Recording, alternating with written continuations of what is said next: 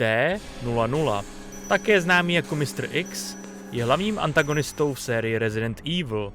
Slouží jako sekundární antagonista Resident Evil 2 a jeho remakeu z roku 2019. Konkrétně hlavní antagonista Leonova scénáře a sekundární Claire. Stejně jako podpůrný antagonista v The Dark Side Chronicles a menší antagonista v non-canon spin-offu Operation Raccoon City. Byl to jeden z 6 T-103 Tyrantů, které byly letecky přepraveny do Raccoon City. Zatímco ostatních 5 T-103 bylo posláno, aby otestovalo své bojové schopnosti. T-00 dostal instrukce, aby získal vzorek G-viru z přívěsku Sherry Birkin a zabil všechny policisty a přeživší skrývající se na policejní stanici.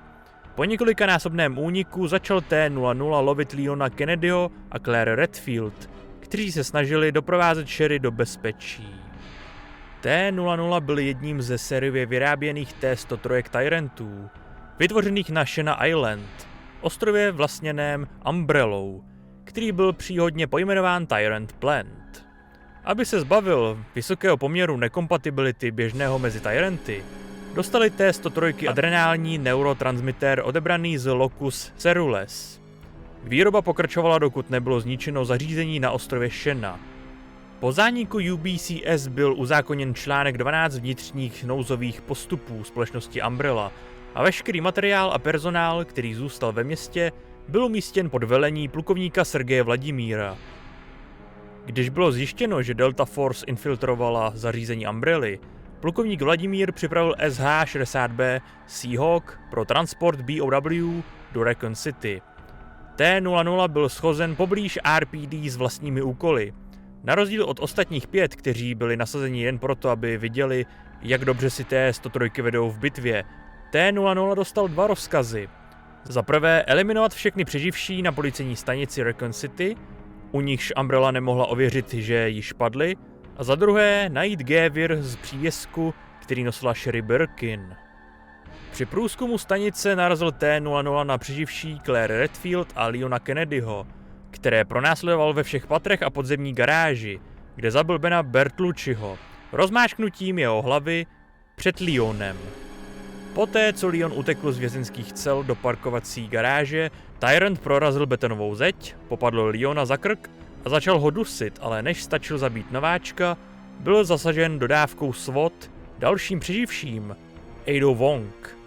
T-00 však přežil a pokusil se zatlačit dodávku zpět, jen aby Ada odpálila výbušniny uvnitř vozidla, čímž na chvíli vyřadila BOW ze hry. Capcom potvrdilo, že ve hře je pouze jeden Tyrant a že scénář Claire a Leona jsou vzájemně paralelní, což znamená, že každá událost v jednom scénáři není kánonová vůči druhému. Tyrantovi se podařilo vystupovat Sherry v sirotčinci stejně jako Claire Redfield, která slyšela Tyranta, když prohledával pokoje nad ní. Když Claire našla Sherry ve sklepě, obě uprchly, když Tyrant rozrazil dveře do sklepa. T-00 je následoval dolů k výtahu a právě když se výtah chystal sjet, T-00 ho zastavil a otevřel dveře.